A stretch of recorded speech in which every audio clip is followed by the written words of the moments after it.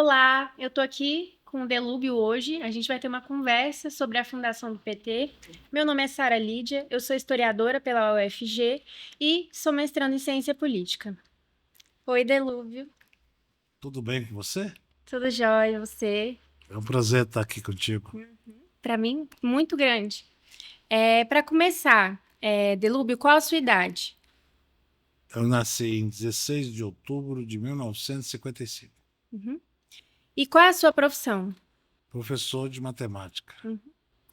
E qual que era o seu envolvimento com o PT no período da fundação? E aqui eu estou falando de 82 a 92, que é o período que eu estou estudando hoje, em Goiânia. Primeiro, nós fundamos o PT em 1980. Foi Uhum, uma longa história para chegar à construção do PT. Muita gente, de muitos lugares, de várias orientações políticas, e nós decidimos fundar o PT em 80. Como o seu trabalho é de 82 para frente, então vamos resumir a 1982, quando nós registramos o partido em 1981, que era o prazo de registrar os partidos para disputar a eleição. Nós fundamos o PT, várias cidades, e criamos diretórios para que o PT pudesse concorrer às eleições do Estado em Goiânia. Só podia concorrer em Goiânia se tivesse 47, não me lembro se é 47, 40 e poucos diretórios no Estado, aí você podia ter. Nós assim fizemos e trabalhamos nisso. Naquela época, 1980, o PT em Goiânia só disputava vereador, não tinha eleição para prefeito em 1980 e 1982, não tinha eleição para prefeito. Então nós só lançamos vereadores em Goiânia e vários candidatos a prefeito no interior. uhum. E você comentou que o PT vem de antes, né, do meu período da pesquisa, e você pode falar um pouquinho sobre o movimento pró-PT, né, que é esse movimento que você falou, que é dos anos 79 até 80, né? A partir de quando começa a efervescência do movimento social brasileiro, nós vivemos uma ditadura, Uhum, onde essa ditadura massacrava e sufocava todas as iniciativas dos trabalhadores de construir um partido, de construir um movimento sindical, de construir um movimento social, combatia as igrejas progressistas, as pessoas da comunidade eclesiástica de base, as pessoas evangélicas que eram progressistas ou da religiões de matriz africana. Tudo isso foi muito reprimido na ditadura. Então não tinha. Nós começamos a partir dos anos 1977, 78. 78 teve uma iniciativa muito importante. No ABC foi uma tentativa de uma greve importante, de pouca duração, mas alertou o país. Em 79, o ABC explodiu, né? O ABC paulista, que era o berço da indústria, uhum, naquela época, 70%, 80% dos veículos produzidos no Brasil estavam no ABC. E o Sindicato de São Bernardo do Campo e Diadema é o que tinha um líder na época, que era o Lula. E o Lula começou a perceber, e todos nós, aqui em Goiás, nós fazíamos greve de professores, na época professores, educadores e funcionários de escola, nós já fazíamos greve em 79. Nós percebemos que a luta social, a luta por reivindicações salariais, ela era importante, mas ela não mudava o comportamento social uhum, da sociedade como um todo. Né? Nós tínhamos que agregar toda a sociedade para pensar num projeto de poder, não só uhum. o projeto economicista, que era o que nós fazíamos na greve. E chegamos à conclusão que era importante fundar um partido. E nosso maior líder concordou com isso. O Lula não era líder aqui em Goiás, não era líder em Mato Grosso, ele era líder do ABC. Mas todos nós achavam que ele podia liderar esse Uhum. processo. Então, nós convocamos, o Brasil inteiro convocou uma reunião para discutir um partido político. E decidimos fundar um partido político. E essa fundação se coroou no dia 10 de fevereiro de 1980. E aí lá nós criamos o Manifesto do PT, um manifesto muito importante, muito atual, Uhum. né? Já mais ou menos com a experiência de outros partidos de esquerda no mundo inteiro, nós criamos o Manifesto do PT, lançamos o Manifesto do PT e depois, mais à frente, aprovamos o estatuto, aprovamos uma comissão provisória e de lá para frente a vida correu e decidimos tomar uma decisão muito importante no PT, que seria um partido que ia disputar eleições.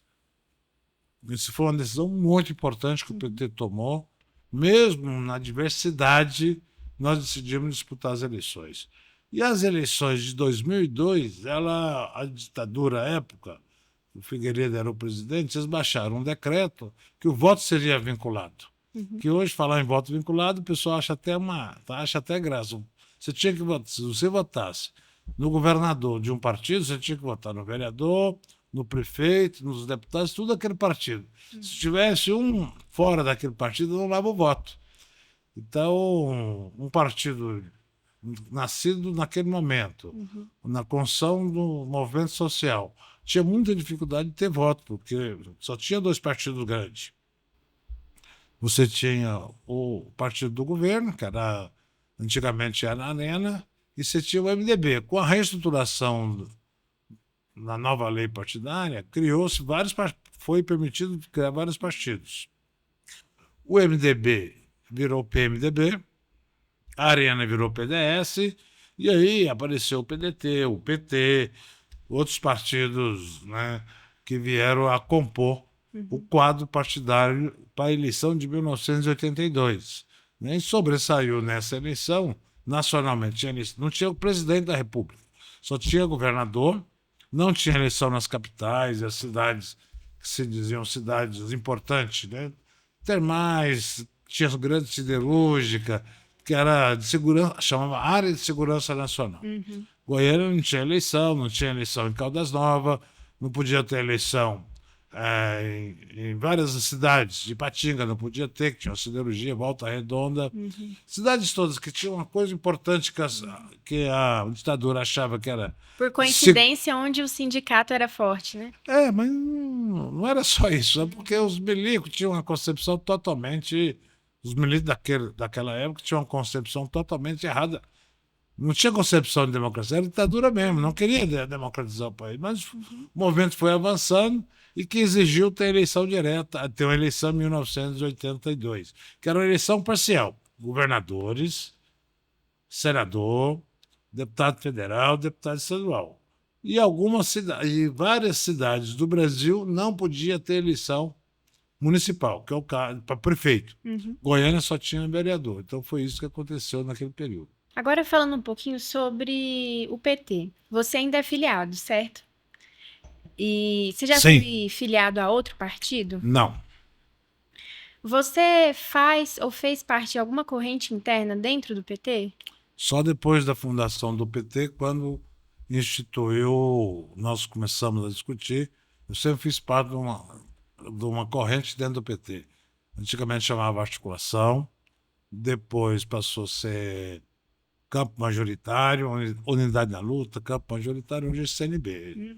Sempre fiz parte desse campo. Mas depois da fundação do PT que nós nos organizamos numa corrente partidária chamada Tendência dentro do PT, e eu faço parte hoje da CNB com muito orgulho.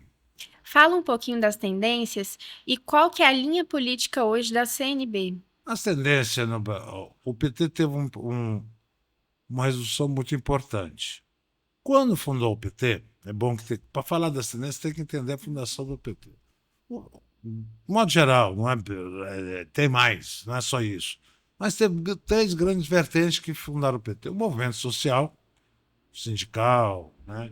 Aqui em Goiás, exemplo, movimento social, Peluso Soares, e outros sindicalistas, movimento rural. No Brasil, Lula. Todo mundo do movimento sindical veio para o PT. Os progressistas vieram para o PT. Muitos deles. Outros progressistas ficaram em outros partidos também. Então, o PT é um conjunto de movimento social e movimento sindical. É um conjunto de pessoas de igreja progressista, SEBs, etc., outras igrejas. Exemplo aqui em Goiás, naquele momento, professor Pedro Wilson, que era um homem muito próximo da igreja. Ele não é religioso, mas representava todos os religiosos, sentia representado a parte progressista pelo professor Pedro Wilson, que naquela época tinha sido um grande mérito, ter sido diretor da Escola de Arquitetura da Universidade Católica. Depois ele veio ser reitor da universidade. Então o professor Pedro Wilson representava aqui em Goiás, mais ou menos na igreja. E o pessoal que tinha participado da luta armada né, da luta de resistência. Exemplo, aqui no Brasil todo, nós tivemos vários exemplos. Né? E aqui em Goiás nós tivemos o Atos Pereira, o Atos Magno, o Pinheiro Salles, nós tivemos aqui outras grandes lideranças que sofreram na ditadura, resistiram e sobreviveram e fez parte do PT. E tinha também muitas tendências organizadas e que não se complementava como tendência organizada. E tinha os que já existiam, tipo a causa operária, tipo o pessoal da Convergência, né, o pessoal, os trotskistas do modo em geral. Né? Então, esse pessoal todo vieram na fundação do PT e criaram um agrupamento. Quando tem esses agrupamentos começa a descumprir as resoluções do Diretório Nacional, nós reunimos o partido, tomava uma decisão. E as tendências continuavam falando, fazendo o que achava que devia. Um exemplo disso era um partido que tinha como grande líder o genuíno, o PRC. Então, o PT tomava uma decisão, o PRC continuava falando o que ele achava. A Convergência continua falando o que achava. A causa operária é a mesma coisa. A ADS é a mesma coisa. E só o sindicalista que obedecia. Aí nós resolvemos ter um encontro, chamado Quinto Encontro, onde deu a diretriz do PT. O PT tem duas datas importantes. O processo da sua fundação, o seu manifesto, que é amplo, que é geral, que trata de uma sociedade igualitária, uma sociedade sem explorados e sem exploradores, uma sociedade democrática, onde os trabalhadores tenham voz e vez, respeito os sindicatos, as associações, respeito os movimentos paredistas. Então, esse foi o manifesto de fundação. Esse manifesto muito bom, muito lindo, muito correto. Nós estamos aplicando esse manifesto, mas quando chega na construção, cada um continuou como se não tivesse um partido. Nós chamamos um congresso, um encontro nacional, naquela época não era congresso, chamado Quinto Encontro, 1987.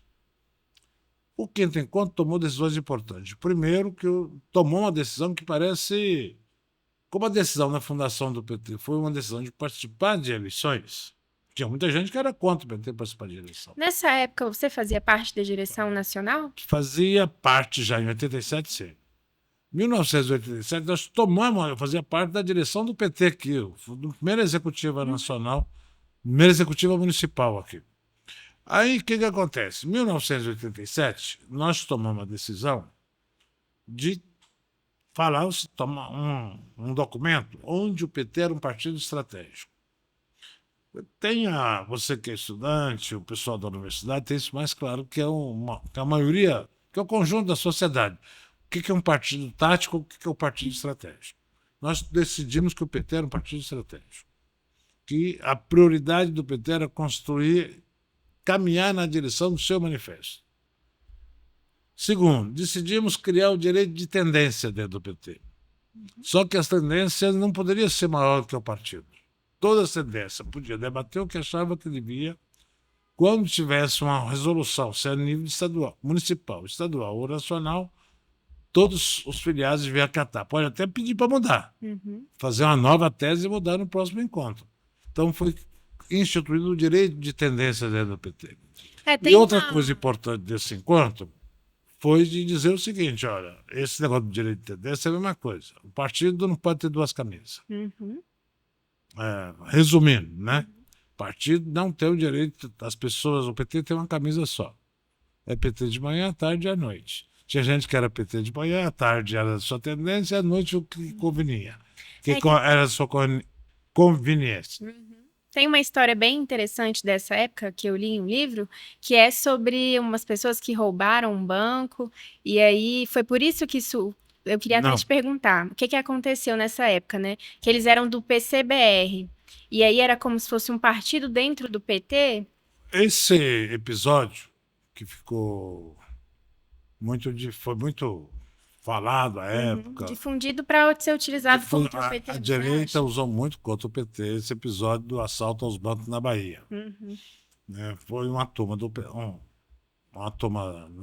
na época do PCBR que fez esse assalto sem nenhuma discussão, sem nada do PT. E depois o prejuízo veio para o PT e algumas pessoas, inclusive, pagaram na cadeia, foram incriminados, se com justiça ou não. Uhum. As pessoas cumpriram o que a lei manda e depois tudo resolvido. E sobre o aspecto religioso, você citou o Pedro Wilson, mas gostaria de saber de você. Você é uma pessoa religiosa? Eu sou batizado na Igreja Católica. Uhum. E Na família você, católica. você foi de alguma comunidade eclesial de base? Não, Mas tem muita gente do PT aqui que foi, né? tem muitas pessoas. Uhum. E respeito muito. Eu vi em algumas fotos que tem, por exemplo, padres que estavam nessa época da fundação do PT em Goiás. Dá para considerar que a Igreja Católica, naquela época, teve um papel importante na construção do PT aqui? Aqui em Goiás, a Igreja Católica teve um papel importantíssimo, principalmente por mais ligado ao pessoal do campo, ao CPT, que o bispo Dom Tomás Balduino. Aqui no norte de Goiás, à época, divisa do Pará, tinha o Dom Pedro Casadálica, e vários religiosos importantes. Infelizmente, acabamos de perder o Padre César, que é fundador do PT, da mesma geração minha, e partiu agora muito jovem, né? Partiu, e eu lamento muito a morte do, do meu amigo Padre César. E foi assassinado também, na época, um outro religioso, que era Padre Josimo, em Marabá, né, em Imperatriz, que era um lutador pela reforma agrária, e muitos outros. Né? Nós tivemos vários aqui em Goiás. Nessa época era Goiás ainda, não tinha o estado de Tocantins. Foi em 1986 que ele foi assassinado, acho que 5 de maio, por aí, de 1986. Ele foi assassinado lá em Imperatriz, na escadaria da igreja. Você pode me falar um pouquinho sobre essas lutas do campo? Eu conversei recentemente com o Rony Barbosa e ele me falou que o PT foi muito fundado também nos sindicatos rurais, né? Você pode me falar um pouquinho sobre a importância dos sindicatos rurais, dessa luta do campo, também pela terra? Nós tínhamos aqui em Goiás um movimento muito forte, coordenado pela CPT e outros agrupamentos. Mas a CPT é que tinha mais força, porque era a Comissão Pastoral da Terra, e à época as comunidades eram muito ligadas, e as igrejas, 80% das igrejas, nunca tem 100% da política. A maioria das igrejas abria as portas e ajudava padre, irmãs, né? E outras pessoas que eram ligadas à igreja apoiavam o movimento rural, o movimento de trabalhadores rurais. Esse movimento consistia em organizar os pequenos proprietários, organizar os assalariados e organizar as pessoas para valorizar os produtos que os pequenos proprietários produziam. Teve uma época no Brasil que você, cidade pequena, se você no seu quintal, você tinha 3 pés de manga e elas davam manga, você não conseguia vender, não tinha quem comprava. Né? Isso, a grande vantagem do governo Lula é que tudo que se produz vende. Né? Encontrou-se o mercado consumidor para todo mundo. Você produz fruta, você vende. Você produz hortaliça, você vende. Se você produz galinha, você vende a galinha, vende o ovo. Você produz um leitinho, pode ser de cabra, pode ser de vaca, né? Você vende também. Naquela época, não. Ou quem tinha 10 pés de jabuticaba na sua horta, e dava jabuticaba, porque jabuticaba te dava e madura tudo de uma vez. Não tinha para quem vender, perdia. Então, mandioca, né? Mandioca, todo mundo plantava mandioca na cidade pequena. E essas comunidades começaram a se organizar para compartilhar a produção de cada um, lá atrás. E depois, agora, hoje não. Hoje, qualquer cidade do interior, você tem qualquer produto que se produz na sua pequena propriedade ou no seu quintal. É igual artesanato. Se você faz um artesanato hoje, você vende, seja... Você pode não achar tão bonito, mas outro acha bonito e compra. Você produz um chapéu, produz uma blusa, produz uma coxa, produz um pano de pato. Tudo você vende hoje, porque tem um mercado. O mercado hoje é muito diferente dos anos 80. Nos anos 80, os sindicatos rurais têm um papel muito importante. Porque é o seguinte, os sindicatos rurais, nos anos 80, começou a integrar como movimento de professores. Sempre o movimento de professores era muito solidário ao sindicato, e os sindicatos muito solidários aos professores, porque 80% dos filhos dos trabalhadores rurais estudavam em escola pública, ou 100%. Não é 100%, porque nem todo mundo estudava ainda. E uma das maiores vitórias que eu tive, que eu observo, foi sobre a educação. Quando eu comecei a dar aula em 74, isso era nos anos 80, 1970, 71, 74, 75, eu sempre achava e conversava com meus colegas de escola. Eu dava aula num colégio chamado Bandeirante, Ateneu, depois no Bandeirante. Que lugar de criança era na escola. Esse conceito. Você era professor de quê? Matemática. Ninguém acreditava que o povo seguinte, não, menino nasceu, tem que ajudar a família. Os meninos pobres, os ricos não. Os ricos iam para a escola. Os ricos iam para o berçário, os ricos iam para chamava jardim de infância. Ninguém da minha época, da turma pobre, fazia jardim de infância. A gente estava na escola com 6, 7 anos. Eu tinha que ter 6 anos completos para poder ser matriculado do pré. Então, e a gente eu sempre defendi o conceito de que lugar de criança é na escola. Hoje todo mundo é um conceito que todo mundo admite, mas naquela época não aceitavam. Né? Lugar de criança pobre tinha que trabalhar, tinha que ajudar a família. Por isso que tinha muito filho, porque a família era muito pobre, né? As famílias tinham que ter filho, mais mão de obra para poder ajudar no sustento. Era assim a vida. Mudou muito e precisa mudar muito mais ainda. Com certeza. Você citou o trabalho no campo, né? E o meu sogro, ele é um desses que hoje produz o leite dele e vende o leite para uma empresa próxima à cidade dele hoje, que é a Italac. Então, é interessante, né? Porque isso veio de 2000 para cá, que ele consegue produzir, vender para a empresa e assim continuar sendo um pequeno produtor e tendo a sua renda, né? E o mais importante é que tirou o intermediário, né? Sim, ele consegue ir direto com a Vem empresa. direto a quem vai beneficiar o leite, né? Porque uma coisa é o seguinte, o leite, primeiro tem um conceito, que vaca dá leite. Não, vaca tem leite. Para você tira o leite da vaca, que é um trabalho.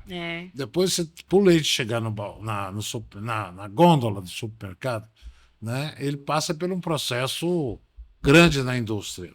Senão ele não chega de boa qualidade. Então e tem muita gente muita criança ainda acha que leite dá na geladeira, né? Porque a criança vai na geladeira tem leite. De hoje em dia, né? Mas, voltando, o senhor é professor de matemática, inclusive uma disciplina que eu sou, assim, terrível, péssima. Podia ter sido meu professor, talvez eu era melhor em matemática. Mas fala um pouco sobre a construção, então, do Sindicato dos Professores. Primeiro veio a CPG, depois o Sintego. Fala da sua participação dessa construção do sindicato. O CPG é sucessor de uma associação das professoras primárias, criada na década de 50, em Goiás. As professoras primárias criaram uma associação. Ao longo do tempo, nos anos 60, a Associação dos Professores Primários passou para ser chamada Centro de Professores de Goiás, e que incluía os professores não primários. Porque antigamente, nessa época que eu nasci, as professoras primárias tinham uma força muito grande. Era mais do que mãe e avó dos meninos. E era uma profissão muito nobre. Continua nobre do mesmo jeito. Nunca foi bem remunerada. Nunca foi bem tratada naquilo que interessa para a vida da professora ou do professor. Então, cria-se o CPG. O CPG era muito devagar, não tinha. Veio a ditadura. Cria-se o CPG, vem a ditadura em 64. Todo o movimento sindical foram desmantelados. E o CPG continuou, uma sigla, uma entidade com muita dificuldade. Na efervescência da sociedade brasileira, na luta pela anistia, na luta contra a ditadura militar, começa a aparecer os movimentos. E um grupo de professores, inclusive nós lá do liceu, na época eu já dava aula no liceu, nós tomamos uma iniciativa de conversar com outros de outras escolas. Naquela época tinha 10 escolas grandes em Goiânia. Tinha o Liceu, o Colu, o Jardim Américo, o Pedro Gomes, o Rui Barbosa, que hoje não tem mais, que era ali na Avenida Goiás. Nós começamos a conversar entre nós. No bar, que a gente gostava de um bar daquela época, encontrava numa escola ou de outra, e começamos a falar, o salário está muito ruim, nós temos que melhorar esse salário, como é que a gente faz? Aí alguém falou, tem greve, tem gente fazendo uma greve. Tentamos em 78, não deu certo. Aí tentamos em 79. Aí começamos a conversar, fomos umas 10 escolas aí. Ninguém tinha carro naquela época, a gente andava de ônibus. Né? Era longe de uma escola para outra. Do Liceu ao Pedro Gomes a gente achava longe, pegava 2 ônibus para chegar lá. Aí começamos a organizar. Aí fomos no CPG. E o CPG não deu bola. Né? Tinha lá 3, 4 diretores, não deu bola para o assunto. Aí nós chamamos uma reunião. Aí deu umas 50 pessoas. Onde? Atrás da catedral, no SPA, que é um espaço que a igreja tem, a igreja católica, atrás da catedral tem um prédio, e tinha uma freira muito legal, acho que é Geraldina, acho que ela chamava, o nome, não sei se ela está viva, mas muito legal. E ela cedeu uma sala para nós lá, e tinha um salão, aí nós fizemos na sala, vamos fazer outra reunião. Aí na outra, essa reunião tinha pouca gente, na outra deu 50. Aí o Niso Prego, que era o presidente do CPG, ele estava um pouco distante. E nós fomos lá, falamos com ele, ele era professor da rede federal, tinha sido diretor da Escola Técnica Federal de Goiás e era funcionário do MEC. O MEC era ali no 85. Aí nós fomos lá, conversamos com ele, vai na reunião, vamos lá. Ele chegou lá, se entusiasmou com a reunião. Aí falou, o CPG vai assumir essa outra coisa. Aí ficamos todo mundo do CPG. Aqueles diretores do CPG que toparam e para continuar. Foi para a greve, nós fizemos uma greve de 17 dias, parou o estado inteiro. Era o Goiás e Tocantins, foi uma revolução para a época. E aí o CPG começou a ficar grande. E cada dia ficou mais grande. Essa greve, como é que foi lidar? O que eles faziam a repressão? Várias passeatas fazem como fazem até hoje os governos conservadores. Vai mandar gás lacrimogêneo, cachorro, polícia e bomba. E demitir as pessoas, né? Eu fui demitido em 79, depois retornei no final do ano, 80 fui demitido, voltei no final do ano, 82, a mesma coisa. Eles demitiam a gente, ou transferiam. O Niso Prego era funcionário aqui em Goiás, transferiu o Niso Prego para Araguaína.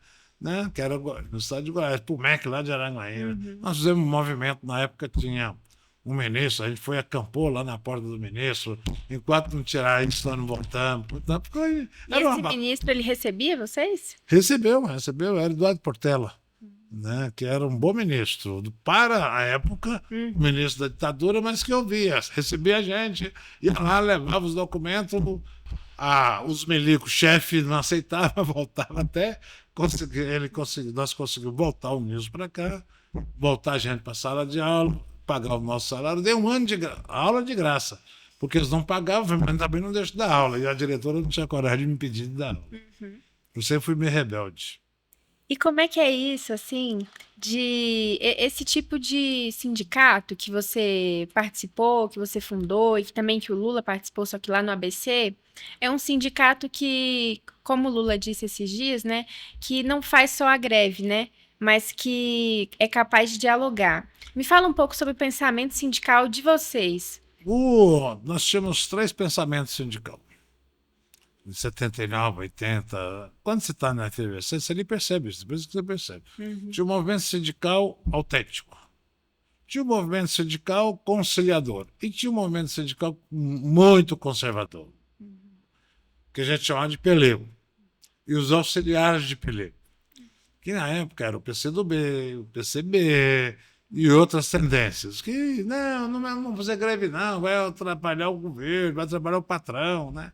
Fica como está, porque a figura mais clássica que tinha no movimento sindical à época era o Sindicato Metalúrgico de São Paulo, do Joaquinzão, né? E tinha um movimento sindical autêntico, a figura mais expressiva era o companheiro Lula, né? Era essa. E tinha os mais conservadores ainda, gente do movimento sindical que estava lá para dedurar os outros, né? Que era o pessoal infiltrado da ditadura pelo SNI dentro do movimento sindical. Tudo isso teve, né? E nós estamos vendo aí, outro dia não teve um milico aí que falou, não, o pessoal aí desses militares malucos, junto com aquele maluquete que foi presidente do Brasil, não vai matar o Lula, não vai matar o Alckmin, não vai matar... Naquela época eles falavam, mas matavam mesmo, né? E a gente resistiu. Então, quando nós fizemos aqui em Goiás o Movimento de Trabalhadores da Educação, Movimento de Trabalhadores Rurais, movimento de outros sindicatos. Viemos ganhando sindicato, rodoviário, construção civil, viemos trabalhando para ampliar a base operária e a base sindical, né? E aí, quando vem a lei a Constituição, que permite trabalhadores do serviço público virar sindicato, o CPG, que era uma associação, a gente tratava como sindicato, mas legalmente era uma associação, virou sindicato, Sindicato dos Trabalhadores da Educação do Estado de Goiás, Sintego. Então, o CPG deixa de existir, que foi um erro nosso aqui em Goiás, ninguém se atinou para isso, devia ser sindicato CPG, igual em Minas Gerais. Tinha a UT, igual Sindiut, sindicato UT. São Paulo, a POSP, sindicato. Paraná, APP, que é a Associação dos Professores do Paraná, sindicato. CPERJ, o CEP no Rio. Nós aqui resolvemos, não existe mais o CPG, é o Sintego, foi todos nós que estávamos naquela época, não percebemos essa... Aí outros estados também, em Pernambuco também mudou de nome de Apenop para Sintept, outros... E aí a vida continuou, e hoje o Sintego, que é um sindicato com bastante filiado, um sindicato bem estruturado no estado todo, que defende os professores e trabalhadores de educação da rede pública do primeiro e segundo grau, tanto estadual como municipal. Qual o papel que você acha que o Sintego tem hoje na construção do PT? E teve também, né, naquela época, nos anos 90, 80? Nós temos que diferenciar sindicato e partido. Essa é uma relação que nunca foi resolvida. Tem 3 relações difíceis de resolver na vida dos trabalhadores: sindicato, partido e governo. Que cada um defende os seus interesses. O papel do sindicato é mostrar a realidade como ela é para os seus associados e para os trabalhadores da sua base. Esse é o papel básico do sindicato, e lutar pelos interesses dos seus associados. Esse é o sindicato que nós chamamos de sindicato autêntico combativo. O papel do partido político é lutar pelo poder. E o papel de governo, tem governo de centro, governo de esquerda e governo de direita. É fazer aplicar Todos eles querem governar, né, de fato. Cada um na sua área. Né? E o governo, teoricamente, nem todos são assim, ele cumpre o papel que ele apresentou no seu programa de governo para se eleger. Como nós vivemos numa ditadura há muitos anos, que não tinha papel, não fazia o que o ditador queria. Fazia o que o ditador queria ou quem mandasse no ditador, que no caso do Brasil eram as empresas dos Estados Unidos. Na ditadura foi assim, quem mandava eram as empresas, mandava nos generais, todo mundo que estava no governo obedecia. As empresas e obedecia o governo americano. O governo americano mandava aqui e desmandava. O SNI era formado pelos americanos. Os principais quadros do Exército Brasileiro despontavam aqui e ia para os Estados Unidos, o pessoal chegava aqui, não só os torturadores, mas todos aqueles para a economia andar numa direção que interessava aos Estados Unidos. Porque os Estados Unidos vivem, ainda até agora, esse maluco do presidente americano, o secretário dele equivale aos nossos ministros aqui, disse que a América Latina voltará a ser quintal dos Estados Unidos, por isso que estão taxando, vem aqui querendo tirar, interferir na justiça brasileira, interferir na economia, com tag fácil, com outras questões, nas big techs. Então, tudo isso não é novo. É esse novo tipo que o... Repaginado, né? Vamos ser repaginados, isso é uma palavra muito educada, né? Aí é a maneira, novamente, de manter a dominação dos americanos sobre o Brasil. E hoje cabe aos brasileiros não aceitarem. Né? E o governo brasileiro hoje está muito firme, não está aceitando essa dominação. E voltando assim para a ditadura, eu estava olhando os arquivos, e aí hoje em dia a gente tem o CIAN, que é o Sistema Nacional de Arquivo, né? E aí eu encontrei nos arquivos da ditadura o seu nome em vários lugares, né? Eu até te enviei, encontrei a foto sua de candidato lá nos anos 80, encontrei, por exemplo, nas reuniões do PT, eles colocavam o nome de quem estava na reunião, eles colocavam o nome da tendência. Então, tudo que vocês faziam enquanto PT, enquanto CPG, era muito bem organizado e visualizado pela ditadura. Eu queria saber, assim, você, o Delúbio, como é que foi viver esse período, sabendo que a sua vida, assim, de fato, estava em risco, né? E você estava sendo observado e tinha toda a repressão por trás, mesmo que mais nesse final, assim, da dita branda, né? Como eles falam. Eu sempre tive isso com muita clareza. Ou enfrentava, ou ficava em casa. Como eu achava que tinha que fazer. Nós, quando eu comecei a militar na política muito cedo. E quando você começa a militar, você quer sempre dar um passo mais à frente. E a ditadura acompanhava a gente 24 horas. E sempre querendo retirar dos espaços que você estava atuando para você deixar de atuar naquele espaço.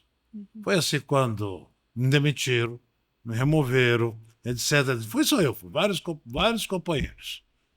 Mesmo agora, no processo democrático. A minha história do mensalão é idêntica ao que foi a ditadura. O que eles fizeram? Tentaram, de um processo dito democrático, de corrupção, de ladruagem, não sei o que inventaram, compra de deputado, retirar retirar da política as pessoas que eles achavam que era mais importante. No PT, que é o Zé Disseu, Genuíno, Delúbio Soares, Silvio Pereira, Marcelo Sereno, João Paulo Cunha, Tentativa professor de Luiz. mobilizar mesmo. De quando você não consegue resolver, você que tem um processo ditatorial ou um processo de influência muito grande, não concorda com as pessoas, tira essas pessoas do local. O que eles achavam agora, em 2005, né, retirando Lula, retirando nós, o pessoal que levou o Lula à presidência da República, retirando nós, o PT não tinha chance nenhuma. O Lula venceu sem nós.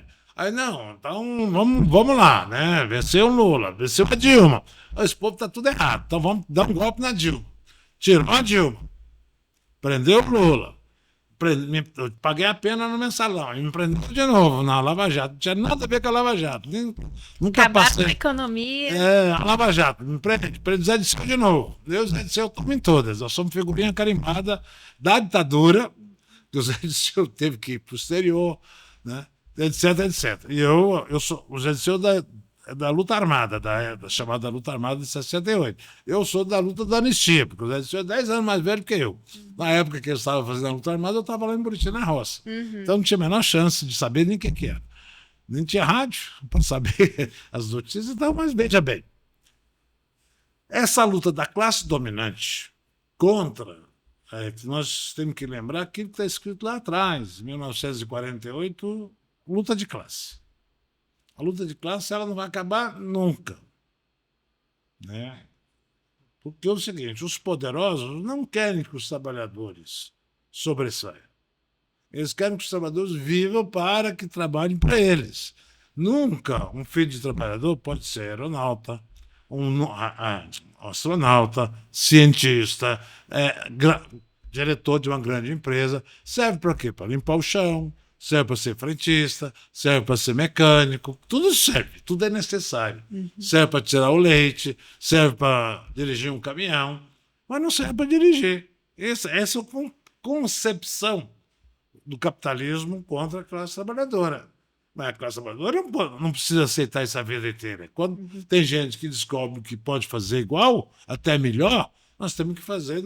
Eu não sou contra rico, não sou contra cientista, não sou contra ninguém. Eu só acho que nós temos que fazer igual o Neo Rosa, lá no samba. Né? A vila não quer atrair ninguém. Ela sabe fazer samba também. Né? Nós não sei o quê, nós queremos participar. Queremos participar de quê? Das riquezas, das boas escolas. E quando você tomou essa bom teatro. Não foi lendo, nem foi a minha vida do dia a dia que chegamos onde cheguei. Não sei se. Ainda lá em Buriti Alegre? Lá em Buriti eu tinha uma professora que era além da professora Eleide. Eleide Freire, que é o nome dela. Ela era uma pessoa que tinha problema de locomoção. Já na época chamava paralisia infantil da sua infância. Então ela tinha muita dificuldade de locomoção. Mas era uma mulher muito inteligente, lia de tudo. E ela pegou lá 4, 5 alunos, eu estudava, fazia naquela época a segunda série do ginásio. Naquela época era a primeira série do ginásio, segunda, terceira e quarta. Aí me perguntaram, vocês não gostariam de ler uns livros? Ah, tá bom, professor, não está fazendo nada, né? Aí ela arrumou lá, falou, ó, então você vai comprar esse livro aqui, isso aqui, isso aqui, isso aqui. Eram quatro pessoas. Aí cada um de nós comprou um livrinho no correio. E a gente lia aquele livro, ó, você tem 15 dias para ler o livro. A gente lia o livro, ela reunia a gente, igual, o que você viu do livro? Aí explicava. Não, viu certo, viu assim, assim, assim. Você, falou, tá. Então agora você vai ler o livro desse, ele trocava. Hoje chama Clube de Leitura, naquela época não tinha esse nome, né? E ela também. E ela era muito bem situada na. Ela escrevia muito bem, fazia poesia, e sempre tinha um escritor à época chamado Carlos Drummond de Andrade. Carlos Drummond de Andrade tinha um fã-clube no Brasil inteiro, e, e ela correspondia com o Carlos Drummond de Andrade por carta. Ela nunca viu o Carlos Drummond de Andrade. Nossa, que chique. E ele respondia as cartas. Aí um dia chega uma carta do Carlos Drummond de Andrade para a professora Eleide, recomendando ela que ela convidasse a Cora Coralina para conversar com os alunos dela lá em Muritiba.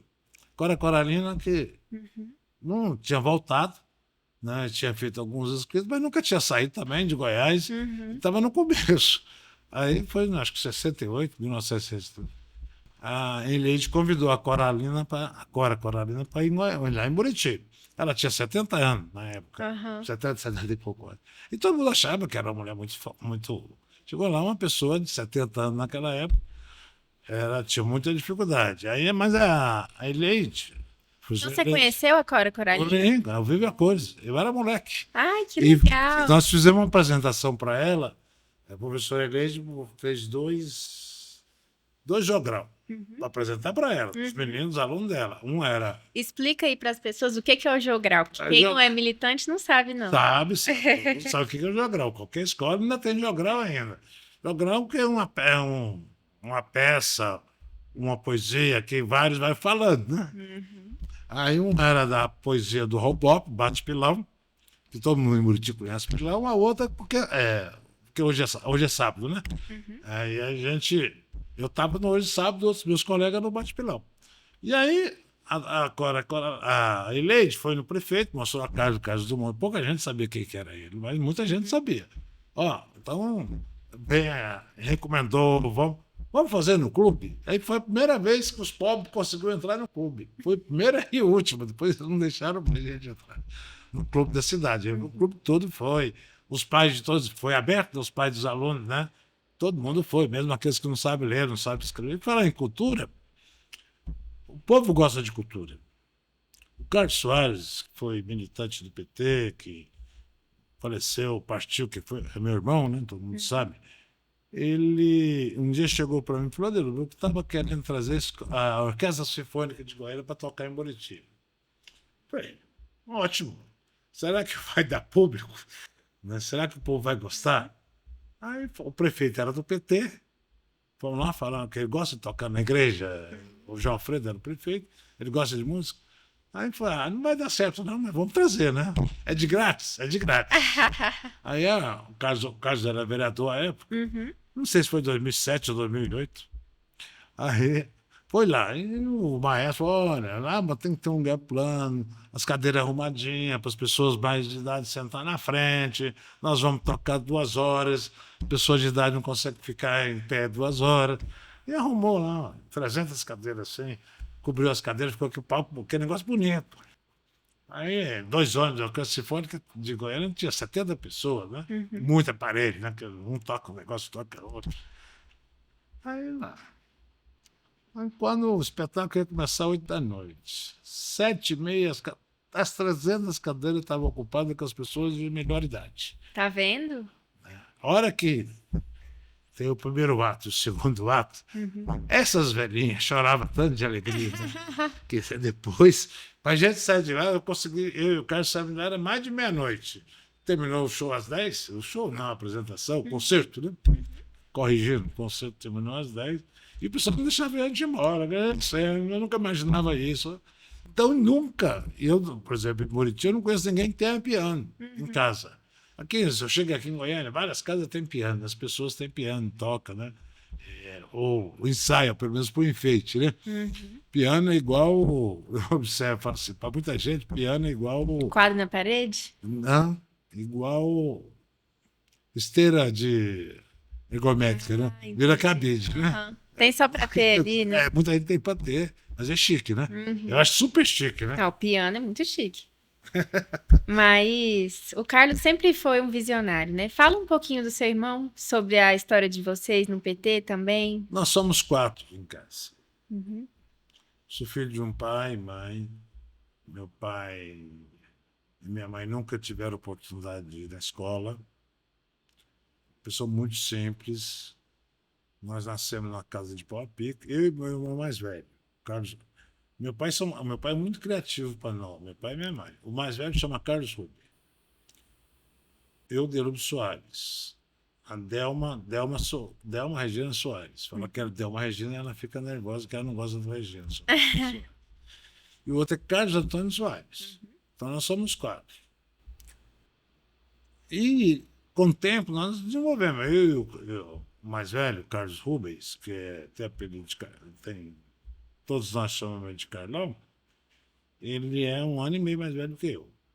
Ele seguiu uma outra trajetória. Ele foi trabalhar no Banco do Brasil, com ideias mais consolidadas no conservadorismo, né, dentro do Banco do Brasil na época da ditadura. Então ele é mais conservador. Depois eu vim para cá, sou o que sou, né? Depois veio o Carlos e veio a Delma. A Delma, que é a mais abaixo de mim, 6 anos mais nova do que eu, ela sempre foi uma pessoa muito progressista.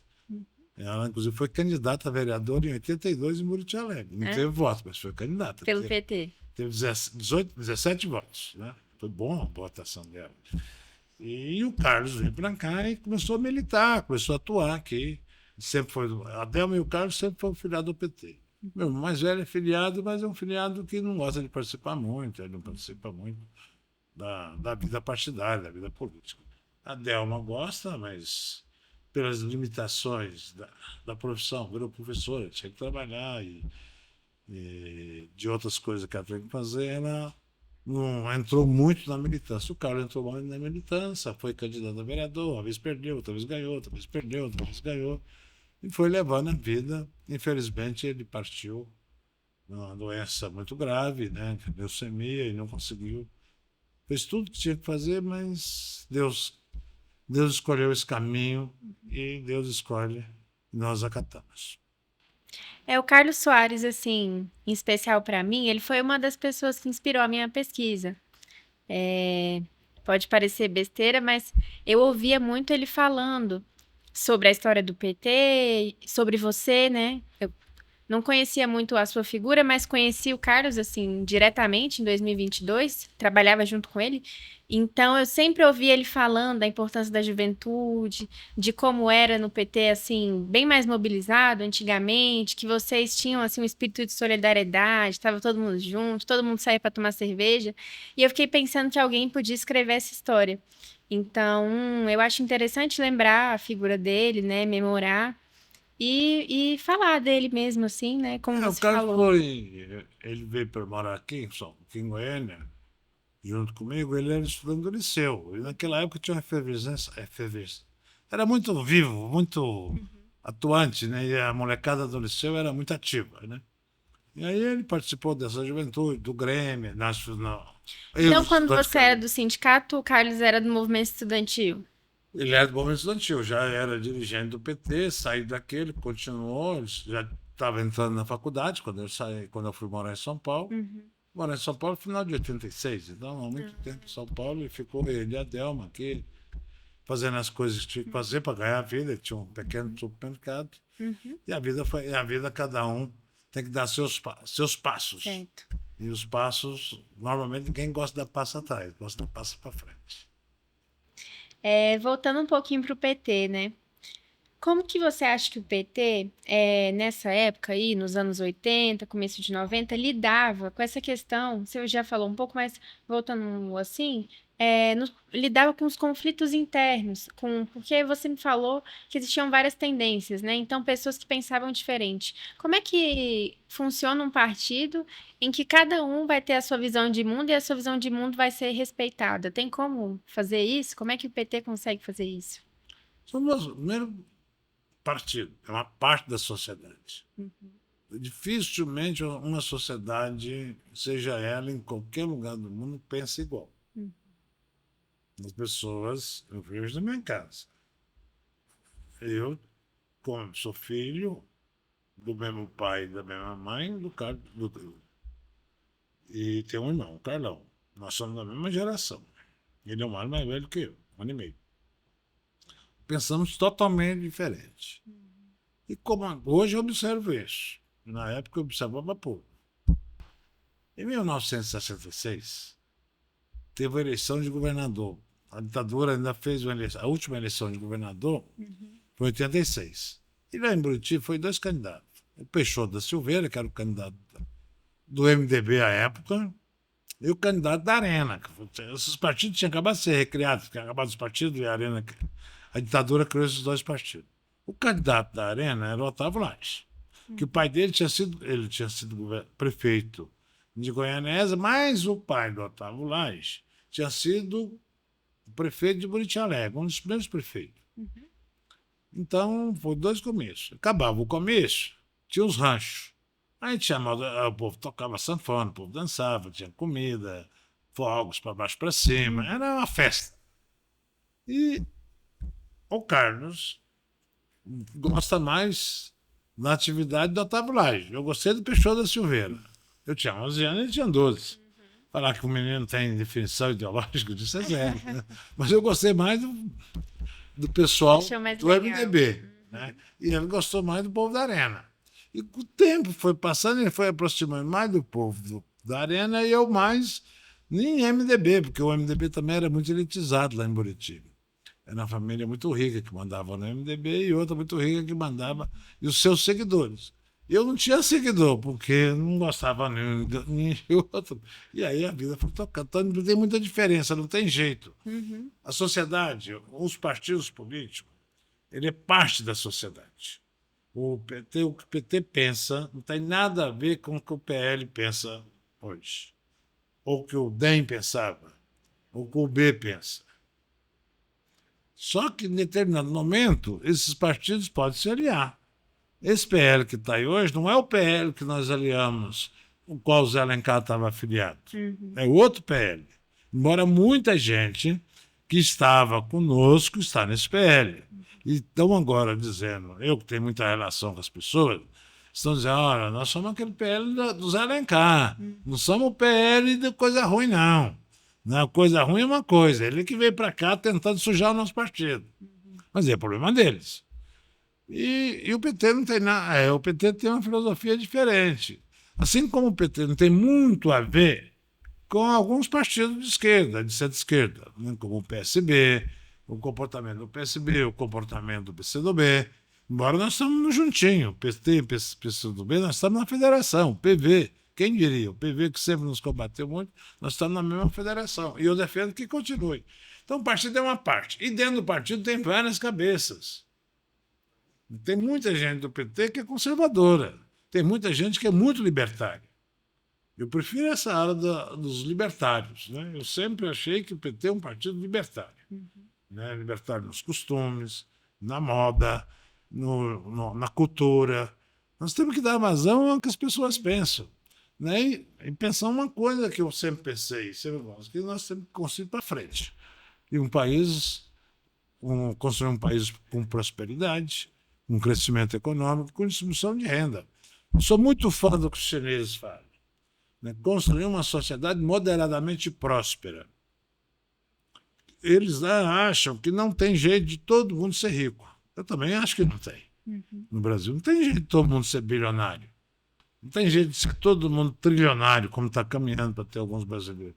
Nós temos que entender que também não sou fã que tem gente vivendo numa miserabilidade como nós vemos aqui nas ruas de Goiânia, nas ruas de São Paulo, de Brasília, de qualquer grande capital, gente pedindo esmola no meio da rua, jogando criança está com fome, toda hora você vê alguma pessoa passando necessidade. Sim. Um país como o nosso não tem essa necessidade pelo volume de alimento que nós produzimos, o volume de terra que nós temos, e que pode ter casa para todo mundo. Eu não fico feliz enquanto uma senhora não tem uma casa para morar.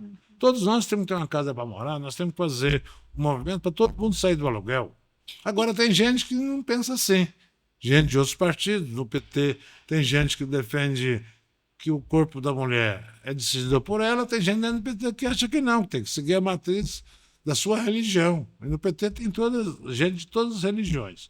Então, eu acho que isso é um debate que não vai terminar agora, porque cada um vai. Nós temos que o seguinte: uma coisa mais importante é agregar de positivo aquilo que tem melhor dentro das pessoas.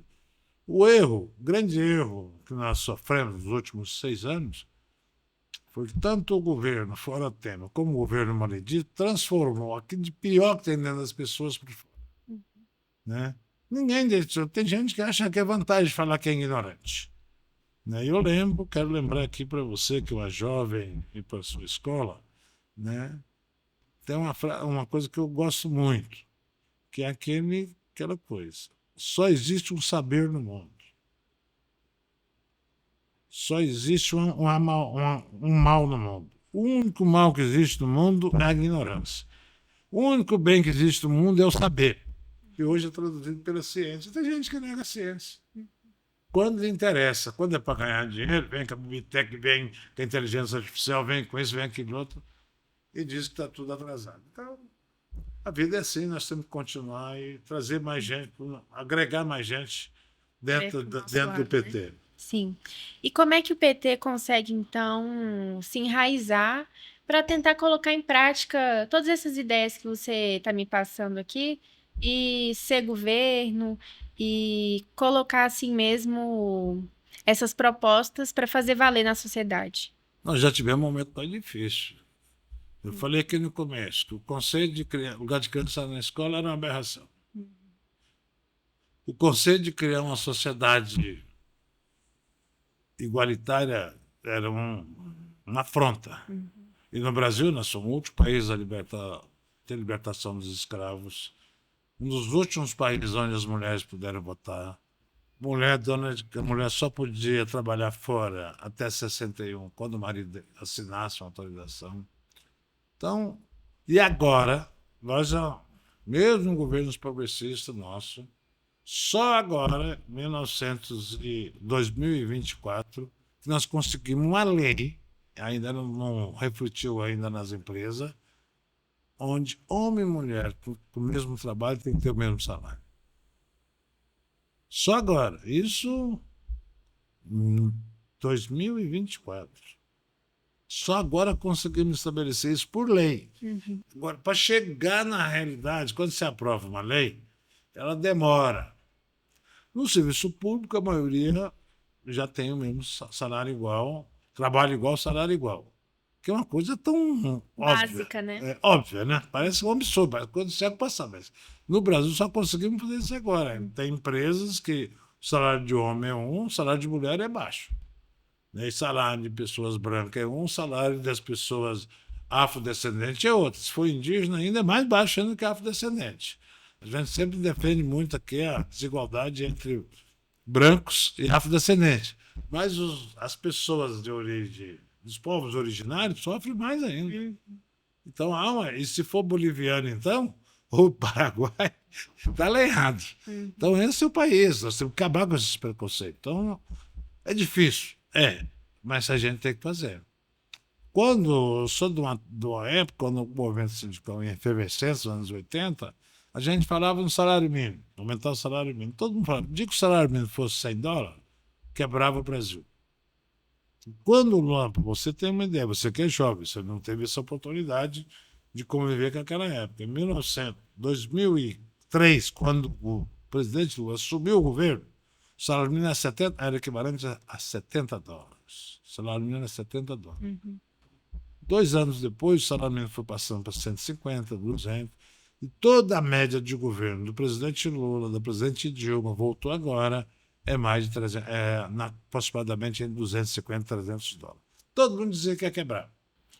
Quando a minha amiga Benedita da Silva apresentou uma emenda, uma proposta no Congresso, que trabalhadora doméstica era gente, ninguém acreditava. Regularizou a profissão, Aí né? até regularizava, porque era gente, o pessoal não consegue, era empregada doméstica, não tinha esse negócio de ser gente. Se tratava empregada doméstica como se fosse. As pessoas não consideravam. E sempre morava no fundo da casa. A hora que o patrão chegava, ela tinha que ir lá, seja meia-noite. Essa é a vivência. Mas agora regularizou a profissão. É uma profissão. Agora nós estamos tentando regularizar a profissão do gari. E gari também tem uma profissão. Não é porque é gari que tem que continuar. Não é que o filho do gari tem que botar a ser gari. Porque qual que é o conceito? O conceito dessa filho de pobre é pobre. Filho de metalúrgico tem que ser metalúrgico. Filho de trabalhador. Esse é o conceito lá atrás, antes da Revolução Francesa, que é o conceito do ofício. Quem era alfaiate, o seu filho era alfaiate. Quem era chapeleiro, seu filho, eram duas profissões muito famosas à época. Antes, você pode pegar as fotos de 40, de 30, de 20, de 1800 e pouco, onde tem uma reunião em massa, todo mundo de chapéu. Homem e mulher usava chapéu, né? Chapéu era chiquérrimo naquela época, o chapéu não está na moda. Mas tem gente que usa, inclusive eu. Então, o que eu quero dizer? O mundo vai evoluindo. E vai surgindo novos problemas. E nós temos que enfrentar os velhos e os novos solução para os tempo. novos. Né? Agora, a briga como é que vai fazer com a inteligência artificial? Né? Porque hoje, e aí nós temos que superar isso. Quando nós assumimos o governo, nós aprovamos e incentivamos, outros partidos também, que não podia ter mais corte de cana e queimada de cana manual. Então não vai acabar milhares de empregos, vai fazer isso, vai fazer aquilo. Hoje, em Goiás, por exemplo, tem acho que 27 indústrias. Não tem uma que tem corte de cana manual, não tem um que faz queimada. Pode ter um pedaço de. Numa plantação de cana, uma pega fogo, mas não é usual botar mais. Fazer as queimadas. Tem uma resistência ao Aí nós conseguimos realocar essa mão de obra, criar novos patamares, novas funções, e as coisas vão evoluindo. Outro dia o Marinho veio aqui. Marinho não, o ministro Luiz Marinho, ministro do Trabalho e Emprego. E 3 debates que ele foi.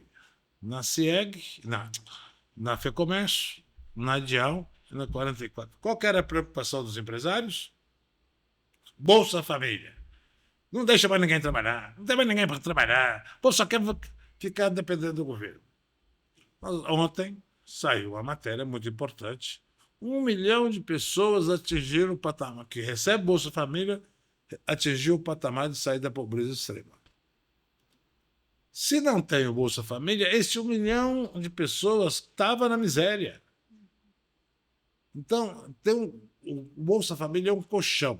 Quando nós apresentamos Bolsa Família, unificamos todos os programas sociais, é para dar segurança alimentar a todos os brasileiros. Isso tem que continuar, mas nós temos que fazer. Quando a pessoa está no Bolsa Família, ela tem algumas obrigações a cumprir. E nós temos que pegar as pessoas. As pessoas que estão no Bolsa Família têm que ter oportunidade de ter um curso de qualificação, um curso de aperfeiçoamento, as crianças estudarem, vacina na época certa. E nesse caminho tem feito uma coisa que eu acho muito importante, a educação na idade certa. As pessoas precisam aprender na idade certa. Eu vejo, quando nós, em casa, todos tivemos oportunidade de estar escolarizados, uma condição financeira um pouco melhor, eu tentei muitas das vezes convencer meu pai e minha mãe à escola. Não vou estudar, já estou velho, não quero. E não estava muito velho, não estava com 70 anos, meu pai. Hoje tem 85, 95, está bem, mas não quer saber, não quer aprender a ler, não. Eu vivi tempo sem isso e assim a vida vai. É difícil isso, porque eu também esses dias estava tentando convencer minha mãe a voltar a estudar. A minha mãe é cozinheira. E aí, aqui em Goiânia, no IFG, tem um curso que junta o EJA com o curso de gastronomia. Então era perfeito, porque a minha mãe ela não conseguiu completar o ensino médio, ela completaria o ensino médio e ainda saía formada no nível superior, né, em gastronomia. Só que para algumas pessoas é muito difícil ainda retornar aos estudos, né? Mas essa é uma das tantas oportunidades aí que o ensino federal traz, né? É, nós temos que trabalhar para que todas as pessoas tenham o mínimo necessário para de escolaridade, termos de escolaridade. Nós temos que aumentar a escolaridade. A nossa escolaridade é muito baixa no Brasil. De que forma você acha que o PT ele se diferencia dos outros partidos de esquerda do Brasil? Não, o PT não é o único partido de esquerda, tem vários. Uhum. E não queremos ser outro. Nós queremos apresentar nossas propostas. Nós temos o nosso manifesto, que é construir uma sociedade democrática, onde os trabalhadores tenham influência, tenham capacidade de decisão, respeita o movimento social, o movimento sindical, e construir uma sociedade igualitária. E lutar pelo poder.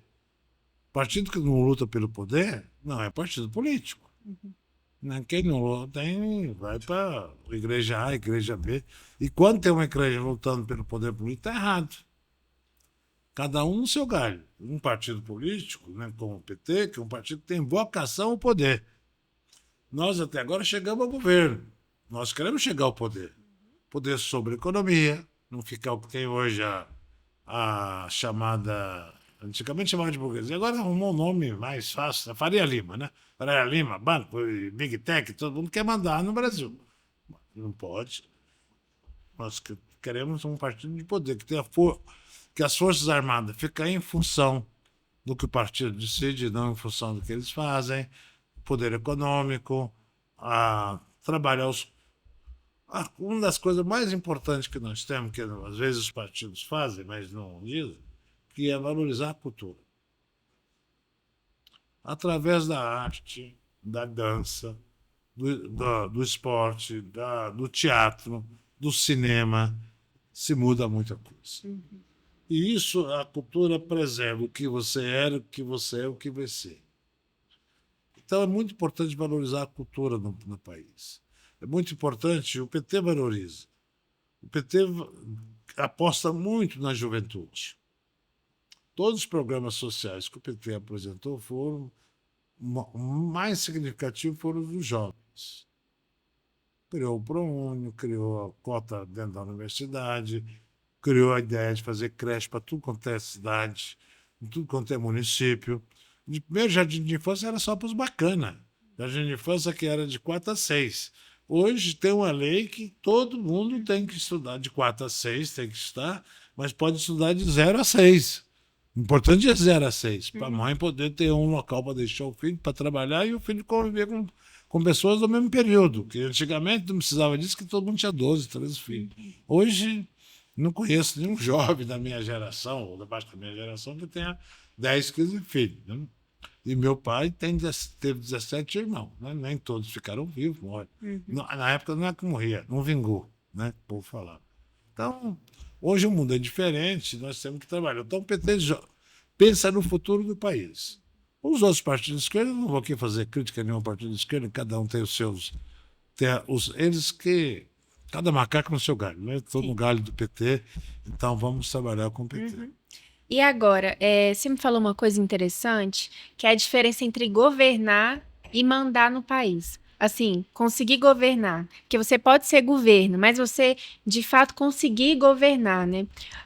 Alguns autores da ciência política falam sobre democracia de coalizão, que seria, por exemplo, o governo que o FHC fez e que o Lula também fez, trazendo alguns partidos de fora para a base, para que eles votassem junto e assim aprovar os projetos do governo. As análises que são feitas hoje é de que essa democracia de coalizão, ela mudou um pouco, né? Assim, nos últimos anos, teve uma crise no país, então é difícil falar de coalizão porque a coalizão, às vezes, ela não dá muito certo. E aí eu queria saber a sua análise sobre essa questão muito atual, que é como é ser governo e a diferença entre ser governo e conseguir governar de fato. São dois tipos de coisas que você tem que analisar para chegar a essa pergunta que você faz. Eu acho que o governo atual é de coalizão. E é o que é possível fazer. foi possível que a sociedade, assim mesmo aquela sociedade, aqueles 52% de pessoas que votaram no Lula, uma parte significativa deles votaram em deputados conservadores. É o mesmo voto. Agora pode votar num partido, votar no outro. Vota no presidente de um, no governador do outro, vota no deputado federal, deputado estadual, diferente. Uhum. Esses dias eu vi uma foto engraçada que era de um Citroën de 2022. Era Tarcísio governador e Lula presidente. Num carro só. Tem tudo isso. Né? Então, o que acontece? Como a sociedade brasileira ela ficou muito. Ela sempre foi uma sociedade de pouca. Mesmo uma sociedade de baixa escolaridade. Nós, pode pesquisar, a escolaridade dos brasileiros é menor que a dos paraguaios. Isso por toda a atrocidade que o Brasil, a Argentina e o Uruguai fez com o Paraguai contra o Solano Lopes. Eu falo assim, eu acho que eu sou a favor do Solano Lopes. Eu não sou. Eu sou contra o massacre que o Brasil fez aos irmãos paraguaios. A escolaridade é maior. A escolaridade dos uruguaios é quase o dobro da nossa. Não vou nem comparar com a Coreia, Finlândia, a Rússia, China. A China, quando fala da China, a escolaridade da China é pareada conosco. Só que a metade da população chinesa tem 3 vezes mais do que nós e a outra metade está abaixo de nós. Porque a China eles fizeram por parte. Primeiro, vamos criar uma classe média grande, para depois cada um da classe média ajudar um que não está na questão. É nessa nova etapa que eles estão fazendo agora. Lá tem um partido, tem uma definição, e as pessoas cumprem aquilo que o partido decide. É diferente daqui. Aqui o governo toma uma decisão, os partidos, né, ou o partido toma uma decisão, a parte do governo não está nem aí, porque o partido toma, mesmo os ministros do PT, muitas das vezes não querem fazer o que o PT decide. O ministro do União Brasil, que está no nosso governo, também não está nem aí para o União Brasil, nem aí para o PT, nem aí para o governo, faz o que quer. Então, essa sociedade sem definição, nós temos que mudar. Mas isso é com o tempo. Quem vai mudar é o povo nas próximas eleições, nas próximas. Não na próxima. Nessa próxima, acho que vai mudar um pouco, porque o Congresso, muita gente exagerou. Mas o mesmo Congresso que exagerou foi o Congresso que aprovou a igualdade salarial entre homens e mulheres. Foi o Congresso que restabeleceu o Bolsa Família, que todo mundo da alta sociedade é contra, porque se não tem um Bolsa Família, em vez de pagar 1,5 salário para uma pessoa trabalhar, vai pagar 1,5 salário. É assim, por isso que eles não gostam do Bolsa Família, para baixar o patamar salarial de todo mundo. Por que não gosta do ProUni? Por que não gosta de cota? Para que as pessoas de baixa renda, o FIES é um horror para a classe dominante. Então, para que esses programas dão oportunidade de filho das pessoas de mais baixa renda ter algumas oportunidades. Se você é filho de uma pessoa de baixa renda, faz uma universidade, o seu filho vai ter uma vida mais escolarizada, uma escolaridade maior, vai ter uma oportunidade mais do que o seu avô tinha. Com certeza. É isso. Eu não conheço uma família que quer que o filho seja mais pobre do que os pais, do que o avô. Então, assim, que nós temos que fazer, que eu chamo assim, uma sociedade moderadamente, construir uma sociedade moderadamente próspera. A prosperidade é fundamental, é uma dádiva a prosperidade, e não um defeito. Sim. Eu sou, inclusive, uma das filhas. Eu nasci mais ou menos junto com o governo Lula, nasci em 2002. O Lula começa a governar em 2003, né? E os meus pais, nenhum dos dois terminou os estudos, mas eu e a minha irmã conseguimos cursar o curso na Universidade Federal de Goiás. E é Um diferencial. é um grande orgulho, né, para nossa família. Voltando um pouquinho, né, o cenário goiano. Qual que você acha que é assim o maior desafio do PT, dado o cenário da política em Goiás? E as elites goianas e toda a história mesmo do Estado frente ao projeto do PT. O PT não tem nada a reclamar do povo goiano. Não tem.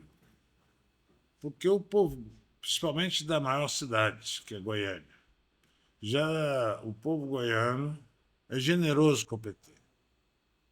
Deu a oportunidade o PT ganhar 3 eleições na capital, 2 eleições na segunda cidade economicamente, agora está sendo ultrapassado por Aparecida, Anápolis. Então não temos que reclamar. Goiás é um estado conservador, um estado do agroboi, um estado do agro, não sei o quê. É tudo. Nós temos que trabalhar, mostrar para a sociedade o que é o PT. O Lula tem 40%, 42% de votos aqui em Goiás. Sempre teve, daí para cima. E nós temos, ele teve 1,5 milhão de votos na última eleição. Os nossos parlamentares teve 300 mil votos no geral. Então, 1,2 milhão pessoas votaram no. 1,2 milhão eleitores votaram no Lula e não votaram nos parlamentares progressistas. Onde estão essas 700 mil Não, pessoas, né? são 1,5 milhão votou no Lula.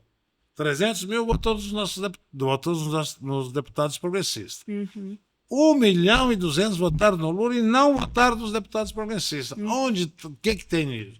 O cara vota no Lula, ele é progressista, e ele vota num deputado conservador, ele é conservador? Não. É que falta alguma coisa. Por que os deputados progressistas, os candidatos progressistas, não têm a mesma oportunidade? Porque não têm o mesmo grau de conhecimento, não têm a mesma família, não defendem os interesses de determinados grupos econômicos, não têm o poder econômico. Então, isso tudo pesa. Você acha que a campanha não chega nessas pessoas? Não, chega nas pessoas para os cargos centrais. Proporcional, não. Pode sair na rua e perguntar para ele, pessoa, qual o nome do vereador que você votou nas últimas 3 eleições em Goiânia? Ou na cidade interior, ninguém sabe. Quais são os nomes de 3 eleições, deputado federal, deputado estadual que você votou? 80% das pessoas não sabem quem votou no senador.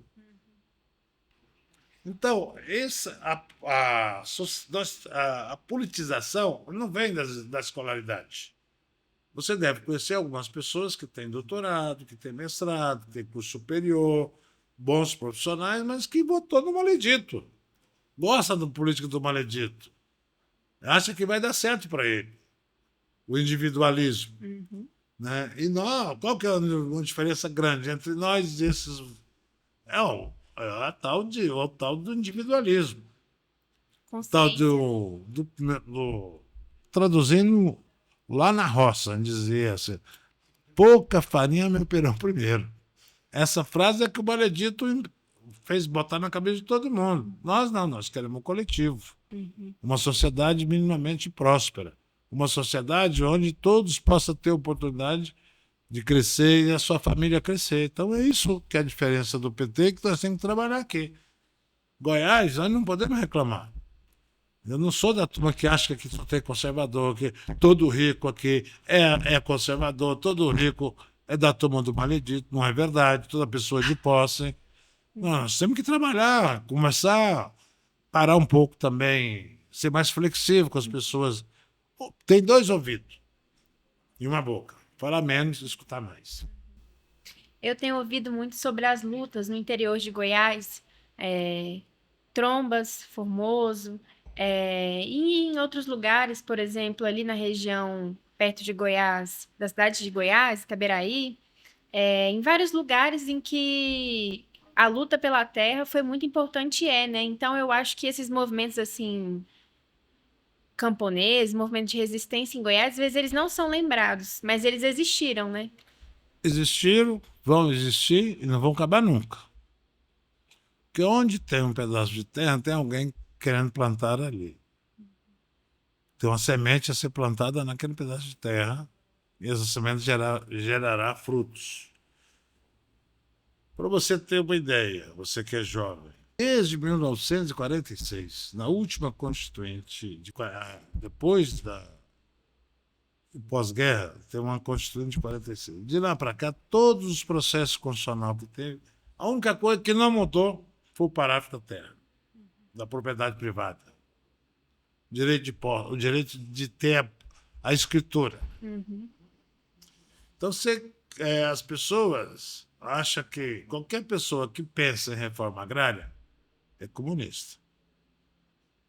Qualquer pessoa que pensa em compartilhamento das terras que existe é coisa do outro mundo. Como se o comunismo fosse uma coisa errada. Hoje todo mundo bate palma, todo mundo aplaude a sociedade chinesa. E é uma sociedade comunista, Partido Comunista Chinês. Eles não negam, eles defendem isso, coisa e tal. Né? Qualquer um hoje, né, adorava os americanos. Mas quando é um americano, daqui a uns dias você vai ver o povo do agronegócio aqui, o povo da carne, o povo do frango reclamando dos Estados Unidos, que era um exemplo de democracia. Coisa fiada. Nós temos dois tipos de coisa que nós temos que trabalhar. Então, a questão de uma sociedade moderadamente próspera, a sociedade que luta pela terra, nós temos que ter uma divisão das terras brasileiras, não no campo, na cidade também. Porque tem gente que tem uma casa tem terreno de 2, 3 mil metros quadrados, casa de 1.000 metros quadrados, um apartamento de 1.000 metros quadrados, e tem gente que não tem um barraco. Outra luta grande, né, que foi o Jardim Nova Esperança. Não, aqui no Brasil, aqui no Oeste sempre teve luta, tem. Outro dia eu fui numa ocupação, e que eles chamam de invasão, chama Boa Vista, aqui em Aparecida. Conheço. Tem 800 lotes e tem 1.400 famílias. A condição de vida daquelas famílias é precaríssima. Agora as pessoas não vão sair de lá. Eu alertei já as autoridades locais, do vereador ao prefeito. Não queira botar a polícia, vão matar gente. E são crianças que no futuro poderão estar ocupando funções importantes no país. À medida que um jovem morre, o Brasil perde um pedaço. Não é as pessoas, não é só a família. Não, a coisa mais importante que tem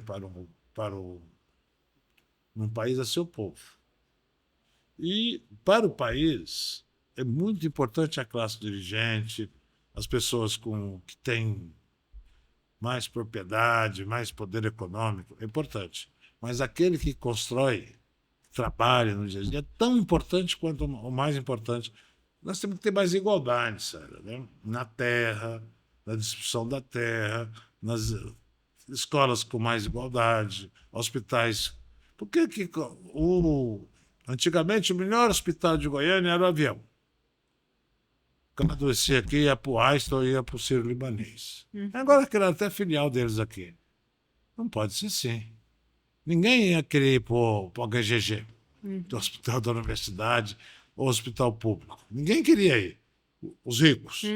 Ia querer ir para São Paulo, que são os dois hospitais mais famosos. As pessoas morrem lá também. Né? A pessoa só tem 3 igualdades no Brasil. Quando nasce, todo bebê é igual. Quando morre, ou é enterrado, ou é cremado, outra coisa. Morreu, morreu. E a única igualdade que tem em vida real, depois dos 16 anos, é o voto. Mas nós temos que ter mais igualdade na educação, na saúde, na moradia, no transporte. Tem gente que tem muito... Eu já fui numa situação assim, que não tinha dinheiro para andar de ônibus, andava a pé. Né? E tem muita gente que não tem dinheiro para pagar ônibus até hoje. Mas tem gente que tem 3 carros na garagem, 4 carros na garagem, um importado, um não sei o quê, um para ir para a fazenda, um para não sei o quê. Não, por quê? Então, e a terra? A terra é uma coisa fundamental. Tem um solo. E toda mãe tem direito de ter sua casa própria. Nós temos que ter a casa própria para todas as pessoas. E quem está no campo, quiser trabalhar, tem que ter um pedaço de terra para trabalhar, independente do patrão. Tem até aquela música acho que é do João do Vale, Canara Leão, canta aqui. Quer ver produção? Me dê um pedaço de chão para trabalhar. Então é assim que é a vida, nós temos que trabalhar. Isso não é de agora, não. Isso é música cantada em plena ditadura militar, mas é extremamente proibida a gente ouvir ela na clandestinidade, mas circulou pelo Brasil inteiro. Aí a juventude progressista sabia de cor essas músicas todas daquela época. Com certeza. E voltando, então, você citou a música da ditadura, né? A luta pelas diretas já e também pela Constituinte, né? Porque hoje a gente, inclusive, ouve muito falar mal da Constituição de 88. Oi. Os bolsonaristas falam como a Constituição de 88 é uma coisa muito ruim, que dá muito poder pro STF, que dá muito poder pro presidente, não sei o quê.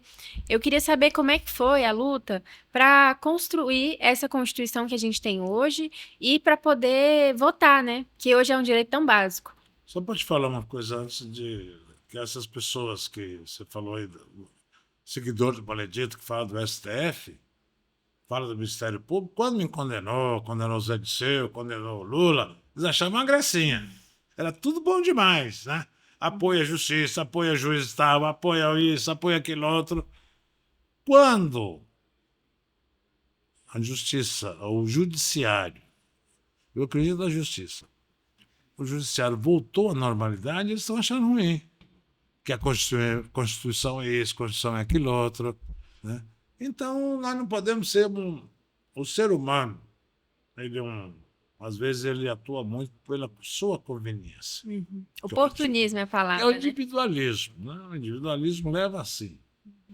Então, isso é um dos poderes que o capitalismo tem, sem dizer que é dominar a sociedade.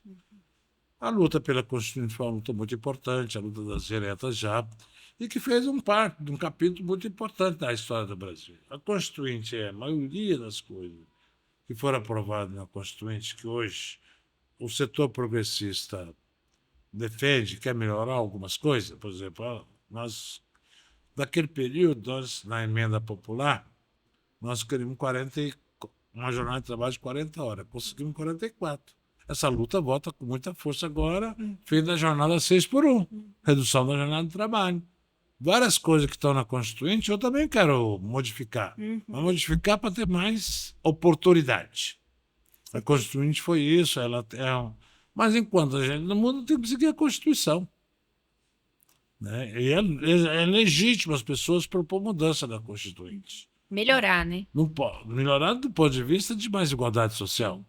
E não tirar direitos, igual tiraram. Tiraram na reforma trabalhista, na reforma da Previdência, direitos individuais.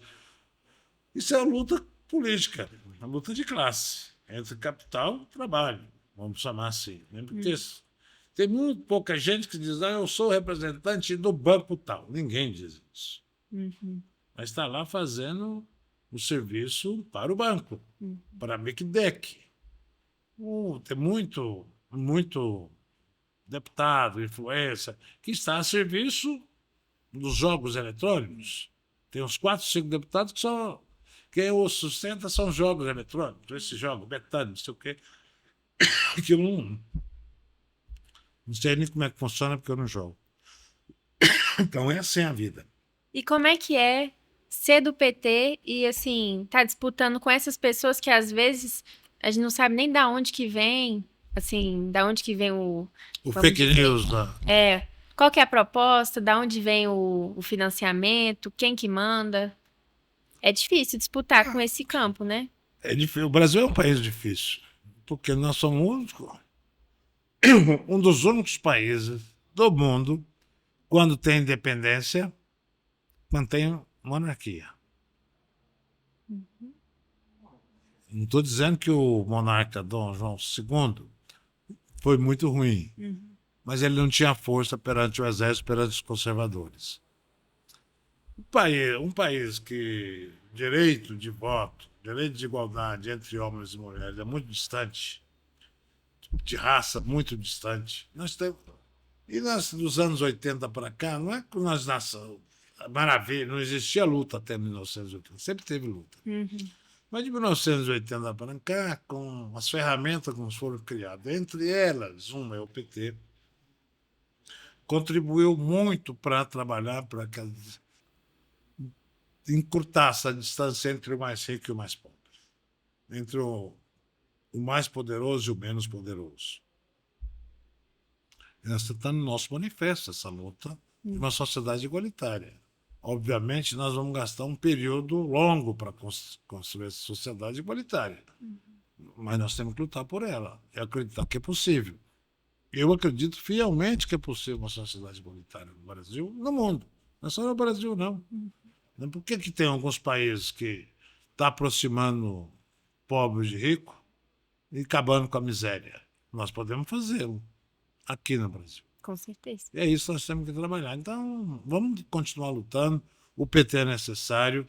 Eu já vi muito mais diferença social que hoje. Hoje nós temos ferramentas de luta mais importantes que nós tínhamos que a minha geração anterior não teve, que a geração dos negros no tronco não tiveram, e que os indígenas, quando eram donos dessas terras, não tiveram quando chegaram os portugueses aqui. Com certeza. Agora, eu acho que o mais importante era falar sobre o Delúbio Soares. A sua figura, me fala sobre o seu papel, por exemplo, você me disse que foi morar em São Paulo. Então, como é que foi essa construção, a construção da CUT? Depois, como é que foi a articulação? Não só para o Lula ser candidato, mas para o Lula conseguir se eleger e as suas lutas até o período mais difícil, né?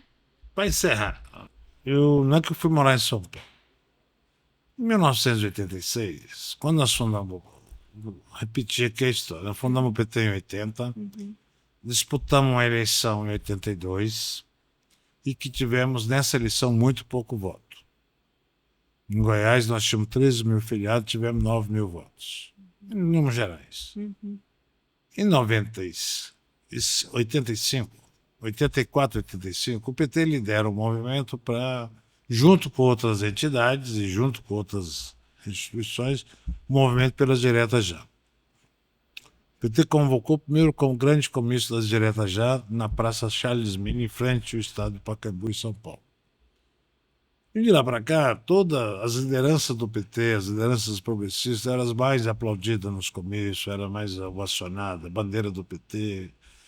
Então, quando vem a eleição de 86, nós achamos que íamos ter muito mais votos. E elegemos somente 16 deputados. O PMDB, mais de 300 deputados. Sozinho tinha maioria na Constituinte.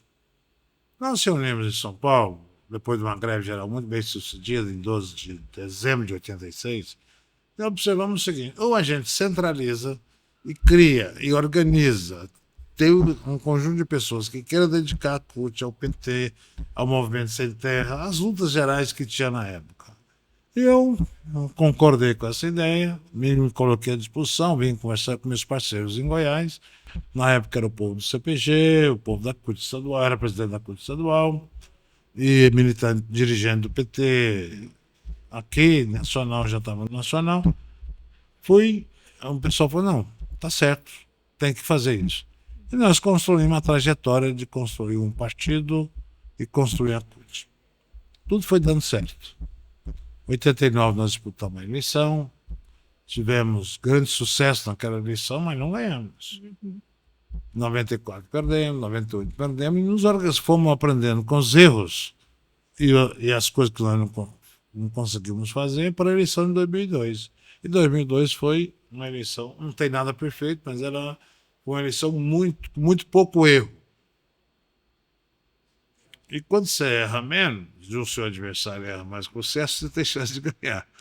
E a eleição, eu sempre brinco, a eleição precisa só de 3 coisas: um bom candidato, um programa e experiência. Em 1982, nós conseguimos fazer os 3. Um bom candidato, um bom programa e a gente tinha experiência acumulada. Coisa que nós não tivemos em 89. Se nós tivéssemos experiência em 89, nós tínhamos ganhado. 94, 98, nós não tínhamos experiência acumulada. Então, essa experiência acumulada permitiu a vitória do presidente Lula e permitiu ele fazer o governo que fez. E um governo que deu tanto certo, que foi reeleito, reelegeu a Dilma. Depois teve todos os ataques a uma parte do Mensalão, né, que atacou as principais lideranças, que levaram Lula à eleição de 2022. Qual que é o pensamento da classe dominante? Tira essas pessoas de circulação que o Lula cai. Isso não aconteceu, porque tirou a gente de circulação direta, mas a gente continuou trabalhando onde cada um podia fazer. Eu continuei trabalhando, o Zé Disseu continuou trabalhando, o João Paulo continuou trabalhando. Todos nós continuamos trabalhando. Onde podia. Sem... Aí, derruba a Dilma. Aí agora acabou tudo. Prende o Lula, acabou tudo. A gente continua na mesma batalha. Continua aqui, continua ali. As pessoas nos defendendo, outros não acreditando na nossa defesa, mas foram levando. 2020 nós conseguimos provar a nossa inocência, Lula conseguiu provar a inocência dele, foi para a disputa eleitoral, ganhou a eleição, mas não vai conseguir governar. Está governando muito bem. Hoje nós temos uma taxa de desemprego muito baixa, inflação sob controle, defendendo a soberania nacional, fazendo muitos programas sociais importantes, é isso que eu acabei de falar. 1 milhão de pessoas saiu da pobreza. Isso é muito importante. E nós vamos construindo. Quer dizer, o presidente Lula, ele tem falado uma coisa que eu acho muito importante. O governo tem que estar a serviço de quem precisa. Quem não precisa de Estado, que é o fim do Estado, que é a classe dominante, que não precisa. Quem tem escola privada, tem educação privada, não precisa de transporte público, ele tem 2, 3 carros, tem helicóptero, tem tudo. Então, o Estado ele tem que estar à disposição, não precisa discriminar nenhuma pessoa que tem poder aquisitivo, mas tem que olhar para aquelas pessoas que mais necessitam. Por que a transposição do São Francisco é muito importante? Porque leva água para as pessoas que têm mais necessidade. Por que a proteção do meio ambiente é muito importante para nós? Porque a futura geração depende do ambiente, não adianta a gente derrubar tudo. Outro dia uma pessoa me perguntou, nessa guerra, se tiver uma guerra mundial, eu falei, não vai ter.